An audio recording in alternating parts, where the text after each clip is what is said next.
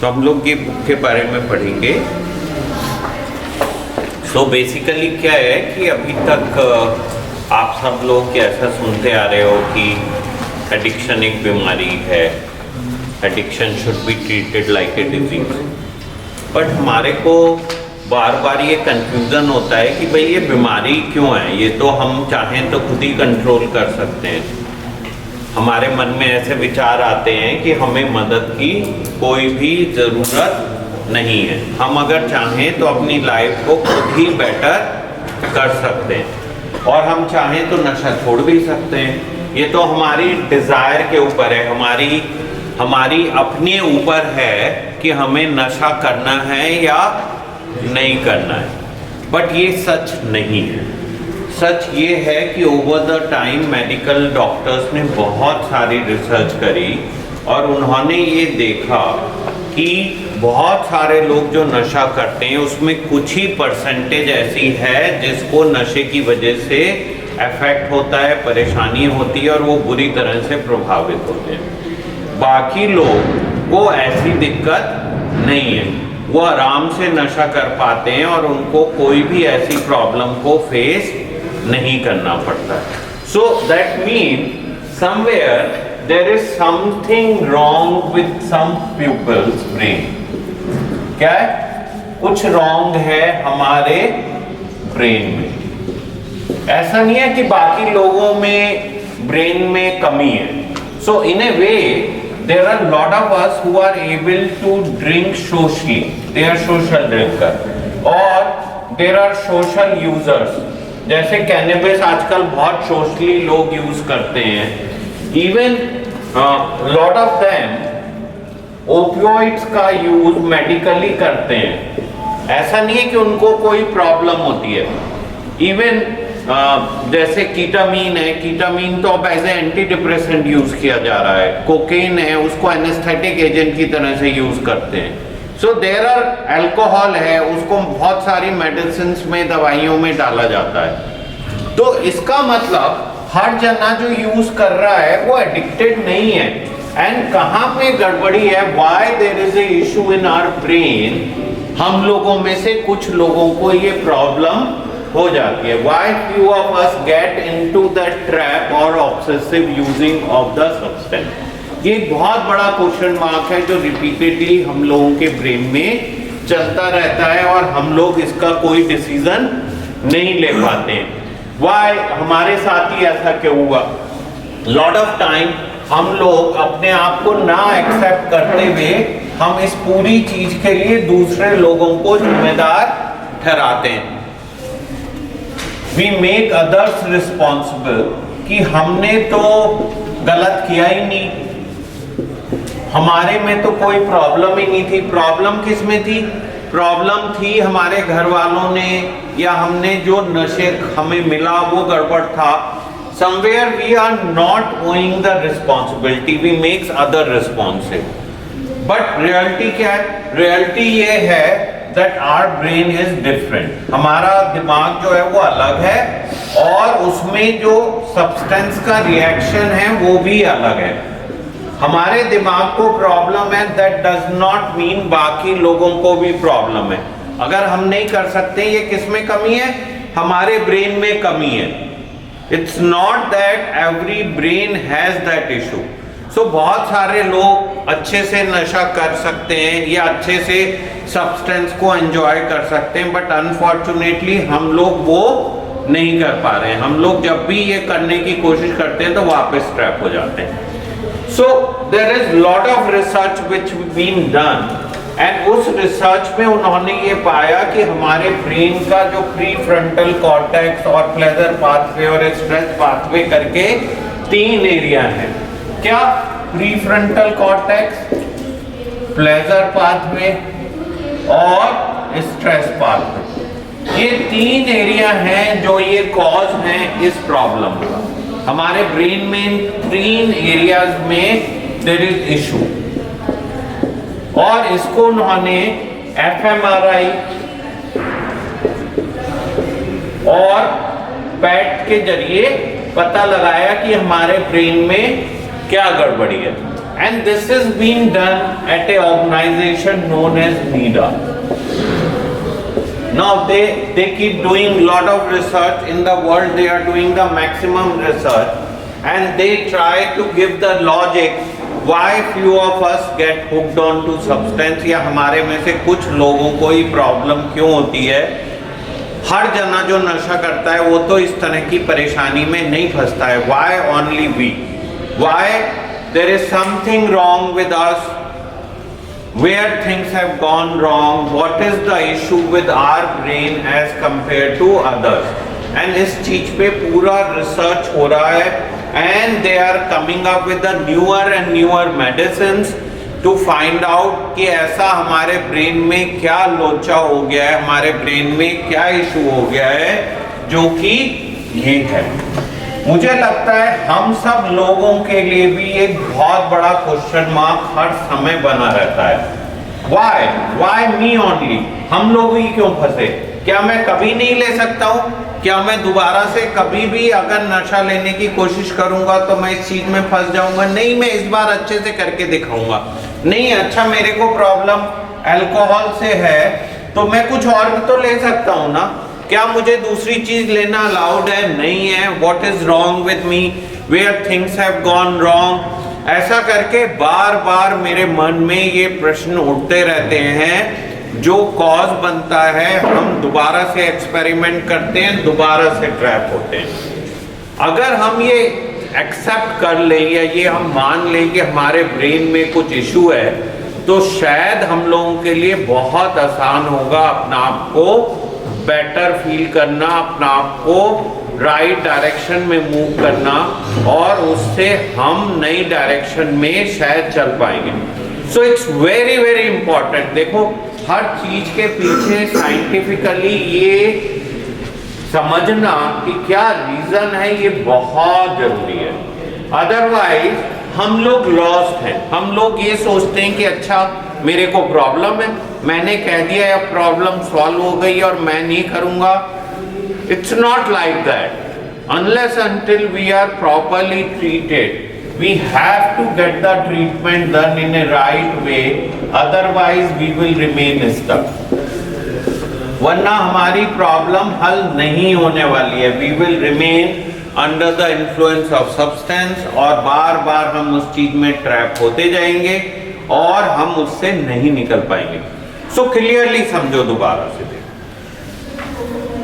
हम सब लोगों की बॉडी अलग अलग, हम लोगों की एक बॉडी नहीं है। फॉर एग्जाम्पल, इतने लोगों को कोविड हुआ, हर जना तो नहीं मरा।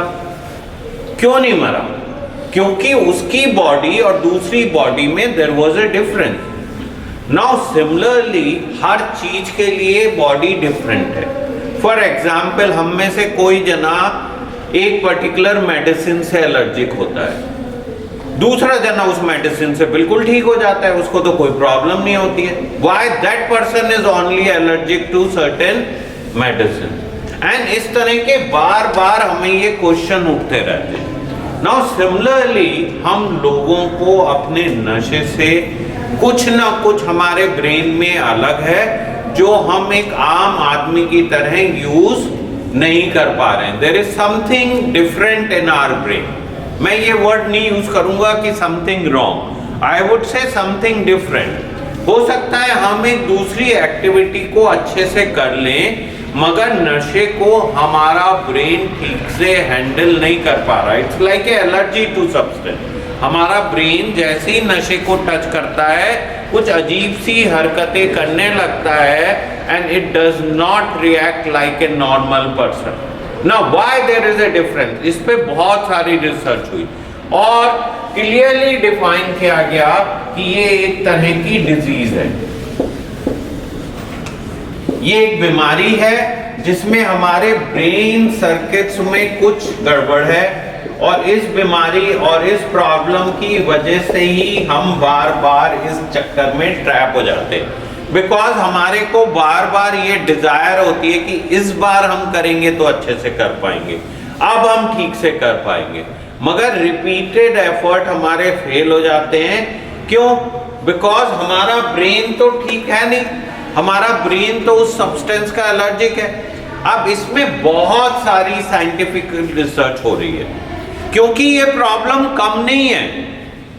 हिंदुस्तान का जितना बजट है करीब 1.5 ट्रिलियन, उसके 10 गुना यूएस का एक्सपेंस है ऑन ड्रग्स। हिंदुस्तान के बजट का 10 टाइम्स वो स्पेंड कर रहे हैं ड्रग्स की वजह से जो डैमेजेस हो रहे हैं, ड्रग्स की वजह से जो लीगल प्रॉब्लम्स हो रही हैं, ड्रग्स की वजह से जो मारधाड़ हो रही है, ड्रग्स की वजह से आजकल तो बात हो रही है कि ओपियोइड का एपिडेमिक हो गया यूएस में। This is becoming the number 1 cause of death. Heart diseases वगैरह तो वो ठीक कर लिए उन्होंने, कैंसर्स भी ठीक कर लिए, अब कॉज ऑफ डेथ क्या बन गया है? ड्रग्स। एंड यहाँ पे भी ये माना जा रहा है कि almost 20% of all hospital beds, पूरी इंडिया के सारे हॉस्पिटलों के बेड का 20% is occupied because of the drugs. बार बार लोग का एक्सीडेंट होता है, प्रॉब्लम होती है, बार बार एडमिट करना पड़ता है, उनका बार बार इलाज करना पड़ता है, वो साइकिल चलता ही रहता है and that is becoming a never ended process. So, please, we have to go into the depth what is wrong with our brain. हमारे को किस चीज में जाना है कि हमारे ब्रेन में एक आम आदमी की जगह क्या फर्क है, what's different, and जब हम उस चीज को समझ पाएंगे तो शायद हम अपने लॉजिकली कंक्लूड कर पाएंगे कि हमारे लिए नशा करना सही है या नहीं। अब जो ऑथर है वो खुद भी इस प्रॉब्लम का शिकार रह चुका है और वो जा रहा है अपने ब्रेन पे दोबारा से एफएमआरआई कराने कि ऐसा क्यों है कि once an addict always an addict. क्या आम कहावत है? Once an addict always an addict. Brain में क्या गड़बड़ी है? ऐसा क्या है कि एक बार आपको नशे की आदत पड़ गई तो आप हमेशा के लिए उस साइकिल में ट्रैप हो जाते हो, आप उससे निकल क्यों नहीं पाते हो?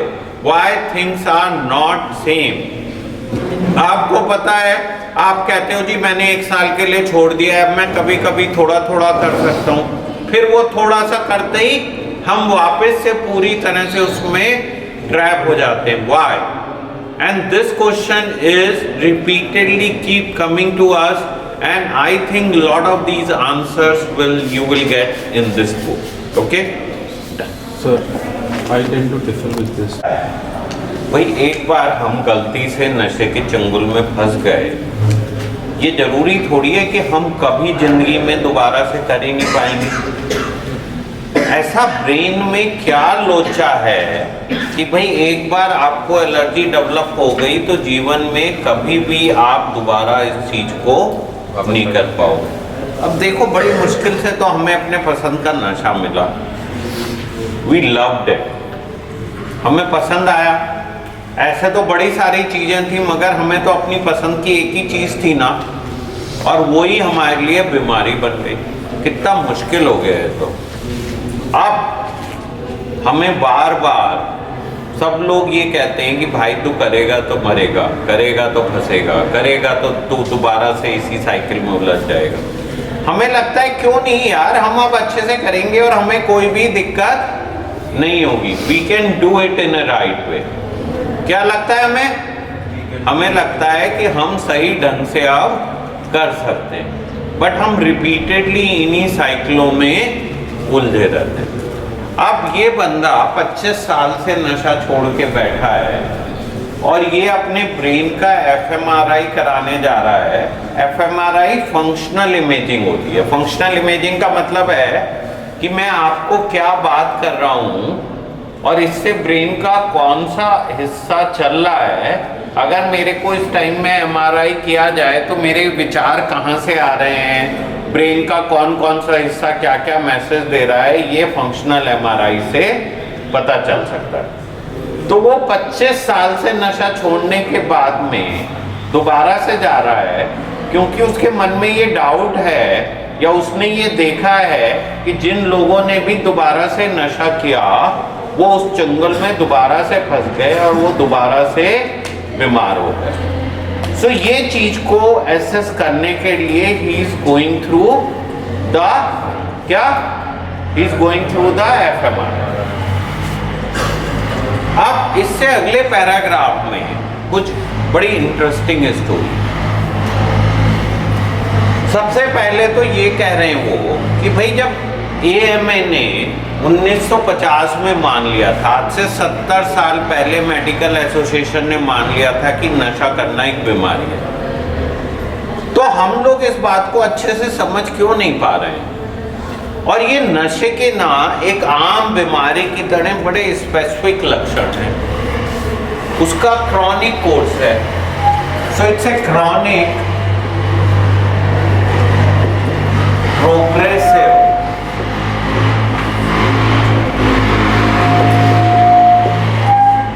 Relapsing fatal disease.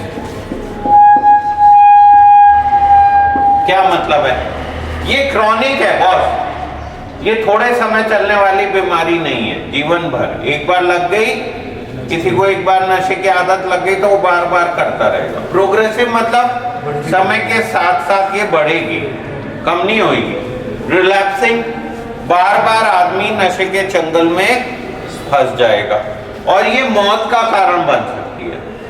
नाउ ये बड़ा स्पेसिफिक सा है। आप यहाँ पे इतने लोग बैठे हो, अलग अलग तरह के नशे करते हो, मगर सबका साइकिल कुछ ऐसा ही है। बार बार फंस रहे हो, बार बार रिलैक्स हो रहे हो, बार बार निकल रहे हो।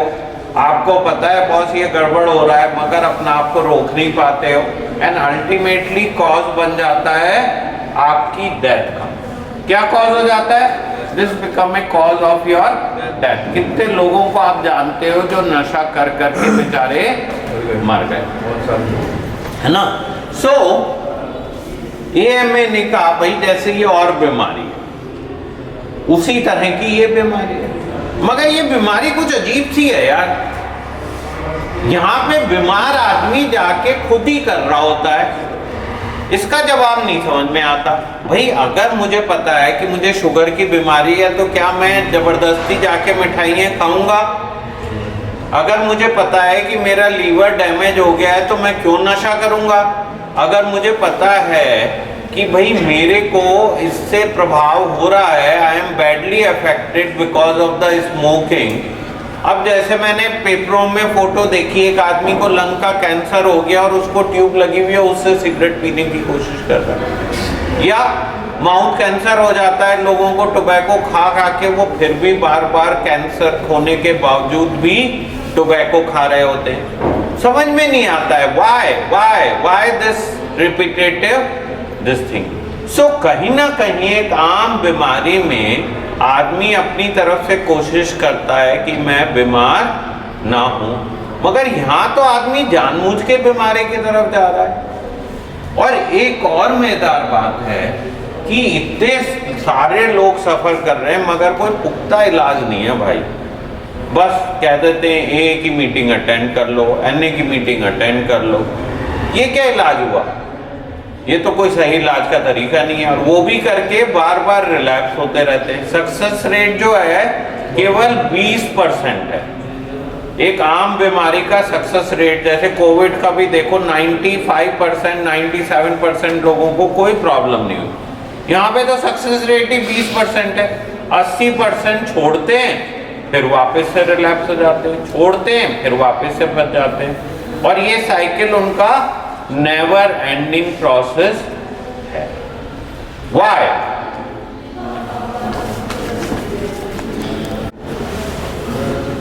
वो कह रहा है कि भाई सक्सेस रेट कितना है? 20%। सारे इलाज के तरीके अडॉप्ट करके देख लिए, 80% लोग, 80% मतलब बहुत ही बकवास होता है, मतलब बहुत ही गंदा। इससे खराब तो सक्सेस रेट कुछ हो ही नहीं सकता है। मतलब हम में से 100 लोग इलाज कराते हैं, 20 लोग केवल छोड़ते हैं, 80 लोग वापस नशा कर रहे होते हैं। अब मतलब वो कह रहा है यार ये तो कैंसर से भी खतरनाक और घटिया बीमारी है, कैंसर में भी 60-70% तक ठीक हो जाता है। क्यों? क्योंकि कैंसर में एक तो सामाजिक तौर पे लोगों को रेस्पेक्ट तो मिलती है। ये तो कहते हैं कि ये आदमी बेचारा कैंसर से सफ़र कर रहा है, लोग बाग जाके उसकी सेवा करते हैं, पूछते हैं, इलाज कराते हैं। एडिक्ट को तो यही कहते हैं कि साला नाटकी, इसने पहले जो है हमें नशा कर करके दुखी किया, अब इसका इलाज कराओ, फिर ये नाटक करेगा। ये तो जीवन भर का प्रॉब्लम है साले का, ख़त्म तो होने वाला नहीं है। He is going to be repetitively keep doing the same thing again and again. ऐसा क्यों है? Where things have gone wrong in our brain कि हम लोगों को ये समझ में नहीं आता है कि हमारे लिए नशा करना सही नहीं है। Now सब स्टडी किया उन्होंने और उन्होंने कहा भाई ये सब कुछ बदलने वाला है। क्यों बदलने वाला है? बिकॉज हमारे ब्रेन में एक मेमोरी मेकिंग प्रोसेस है। क्या प्रोसेस है? मेमोरी मतलब समझते हैं हम सब लोग?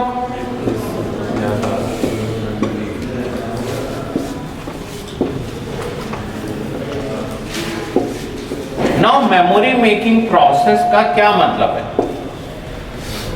हमारे को कुछ भी चीज जो हम सुनते हैं, देखते हैं, फील करते हैं, वो सेंसरी ऑर्गन से हमारे ब्रेन तक नर्व कैरी करती हैं और ब्रेन में जाके मेमोरी मेकिंग प्रोसेस के थ्रू याददाश्त में मेमोरी में जाता है और फिर ये मेमोरी में स्टोर होके हमारे को लॉन्ग टर्म याद रहता है।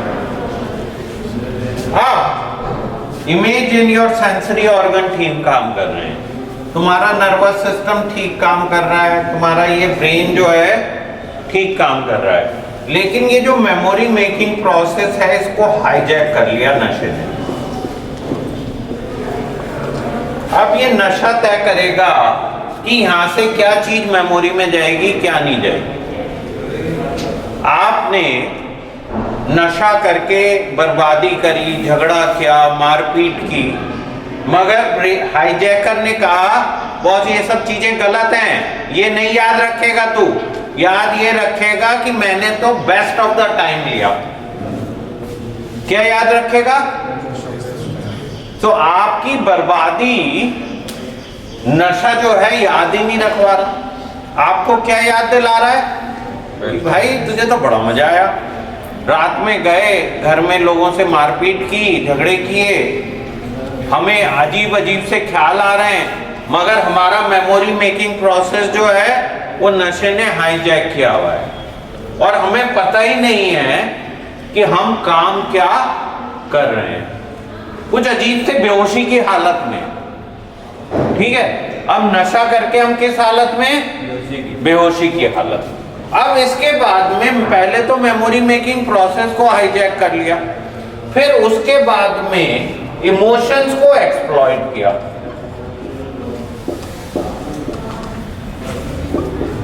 क्या किया? इमोशंस को एक्सप्लॉइट किया। अब इमोशन को एक्सप्लॉइट का क्या मतलब है? रात में हमने दंगा किया, घर वालों को दुखी किया, घर वालों ने सुबह उठ के हाथ जोड़ लिए कि भाई प्लीज यार बहुत हो गया और बर्दाश्त नहीं हो रहा है। हमने कहा देखो सालों को हमारा एंजॉयमेंट बर्दाश्त नहीं होता है, हम खुश रहें इनको पसंद नहीं है, इससे अच्छी जिंदगी तो मेरी नशे के साथ ही है, कम से कम मैं खुश तो रहता हूं। आज से कुछ 10-15 साल पहले मेरे पास एक लड़की आई और कहती है इस जीवन में कुछ सच्चा है ना मेरे लिए तो ये नशा ही है, पी के जो मुझे मजा आता है वो बेस्ट है। म्यूजिक भी ऐसा लगता है कि क्या म्यूजिक सुन रही हूं, सब कुछ। मेरा हस्बैंड भी मुझसे प्यार करता है तो उसकी अपनी वजह है, माँ बाप भी प्यार करते हैं तो अपनी वजह है, बस मेरे लिए तो एक ही चीज असली है, वो क्या? नशा। अब क्यों? भाई नशे ने हमारे ब्रेन को किया हुआ है हाईजैक और मेमोरी को किया हुआ है एक्सप्लॉइट। अब इमेजिन अगर आपका ब्रेन हाईजैक्ट है तो क्या आपको पता चलेगा कि आपने नशे की हालत में क्या क्या किया? अब अगर घर वाले आके आपको ये बताते हैं तो आपका मन होता है उनका गला घोट दो सालों का। क्या मन होता है? हम कहते हैं जी ये पुरानी बातें मत करो, अब मैं तो इलाज करा रहा हूं।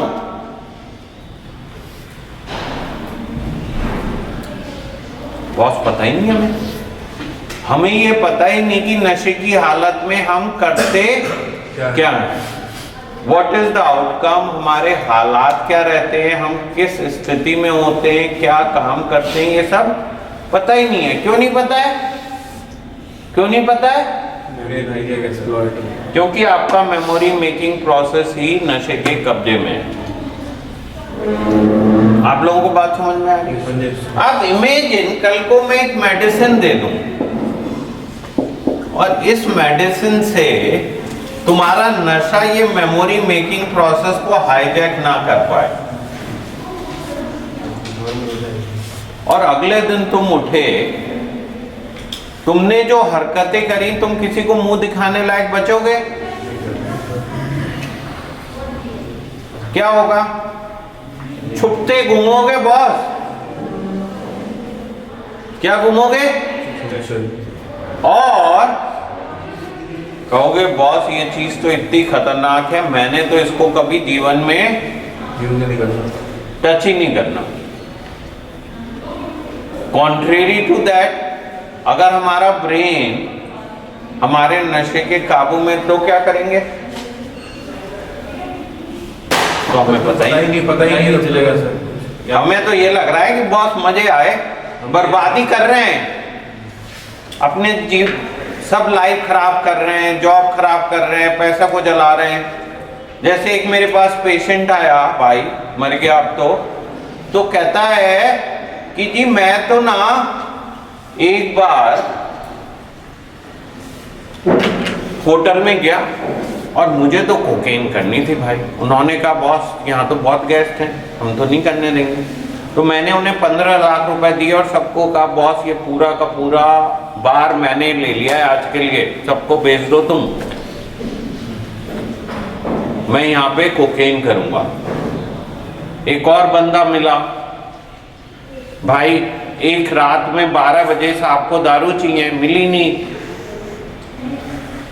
तो गए होटल में, 5 स्टार होटल में, और वहां पे जाके बंदे को कहते हैं कि भाई मुझे तो एक आरसी की बोतल चाहिए।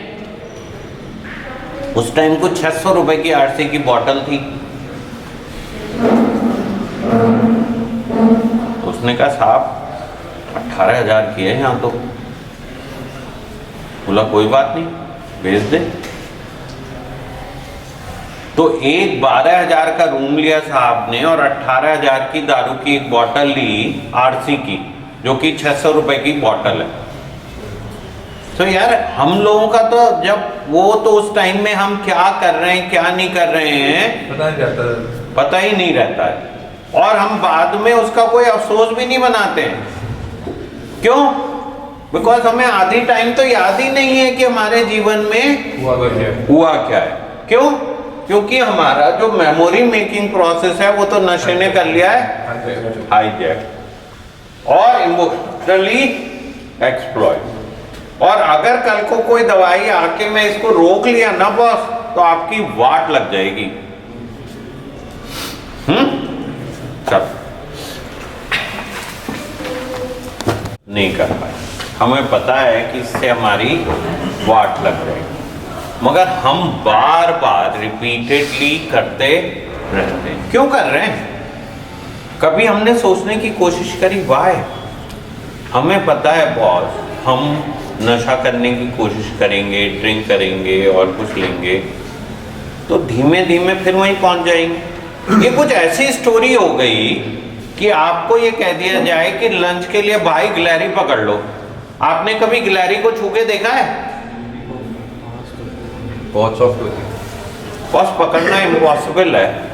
या आप एक जंगल में हो और अपना आप को बचाने के लिए टाइगर से भाग रहे हो। टाइगर की रफ्तार कितनी होती है भागने की? 120। और हमारी कितनी होती है? बहुत दौड़ लगा लेंगे तो 10-12 की हो जाएगी। अब कैसे बचेंगे? कुछ यही स्थिति है कि आप नशे को लेके नशे से खेल रहे हो और ये कह रहे हो कि हम तो नशा करेंगे मगर इसमें फंसेंगे नहीं।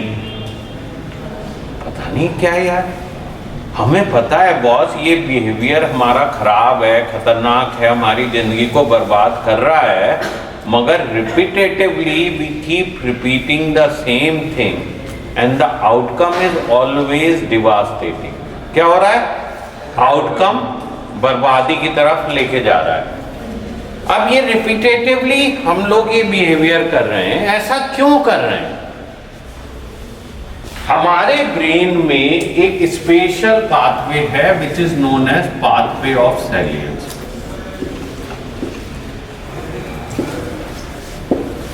Now this pathway is a special significance path.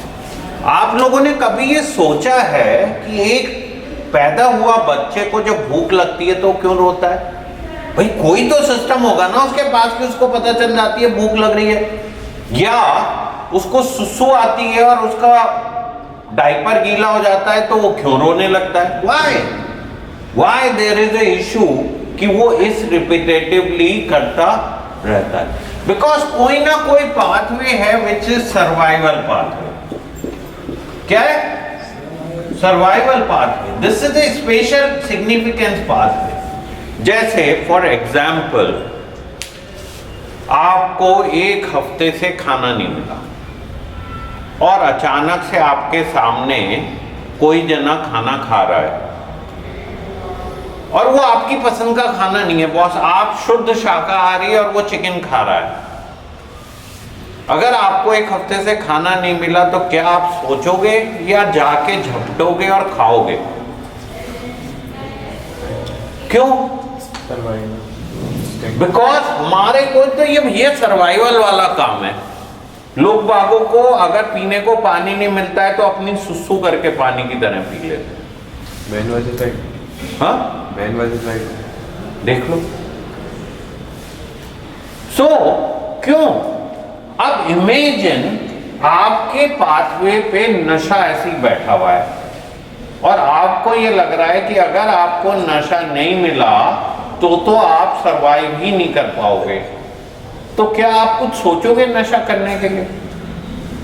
बस आप तो जाओगे, उठाओगे और कर लोगे। अब वो कह रहा है कि भाई इसी पाथवे पे जाके हमारा नशा बैठ जाता है। हमें क्या लगने लगता है? कि हमें लगने लगता है बॉस हमारे सर्वाइवल के लिए बस एक ही चीज जरूरी है, वो है नशा। आपने नशा नहीं किया तो आप सरवाइव ही नहीं कर पाओगे। इमेजिन हम यहाँ पे आए, शुरू में हमें क्या लग रहा था? बहुत सिगरेट नहीं मिलेगी तो मैं मर जाऊंगा, नशा नहीं मिलेगा तो मैं मर जाऊंगा। अचानक से 5-7 दिन निकलने के बाद में हमें क्या फीलिंग ऑफ रिलीफ होती है कि बॉस मजा आ गया, मेरा तो अब नशा छूट गया, मैंने तो एक हफ्ते से नशा नहीं किया है। क्यों? बिकॉज मेरे मन में ऐसा डर है कि अगर नशा नहीं मिलेगा तो मैं मर जाऊंगा। It's like A survival. मुझे क्या लग रहा है? नशा मेरे लिए सर्वाइवल की तरह है। अगर नशा किया तो मैं जिंदा रहूंगा, नशा नहीं किया तो मैं मर जाऊंगा। अब इमेजिन हमारे ब्रेन के इतने डीप हिस्से में जाके नशा बैठ गया है, and how will you control yourself? Will you be able to? Boss हो ही नहीं सकता। हम तो रिपीटेटिवली उन्हीं साइकिल में उलझे रहेंगे और हम बार बार नशा करते रहेंगे। क्यों? बिकॉज नशा is using which pathway? Which is a survival pathway. अगर आपको नशा नहीं मिलता है तो आप लोगों को मार के खा जाओगे। क्यों? बिकॉज आपको ये दिख रहा है कि नशे के बगैर तो मेरी जरूरत चलने वाली नहीं, मेरी गाड़ी नहीं चलेगी, सब कुछ खत्म हो जाएगा। क्यों? वाई? शुरू में जब हमने नशा चालू किया था तो ऐसी स्थिति थी, तब तो हम जब मर्जी करते थे, जब मर्जी छोड़ देते थे। फिर धीमे धीमे क्या हो गया? धीमे धीमे नशा हमारे लिए एक सर्वाइवल जैसा हो गया कि अगर नशा करेंगे तो जिंदा बचेंगे, नशा छोड़ देंगे तो मर जाएंगे boss. Why? Let's read that. That's because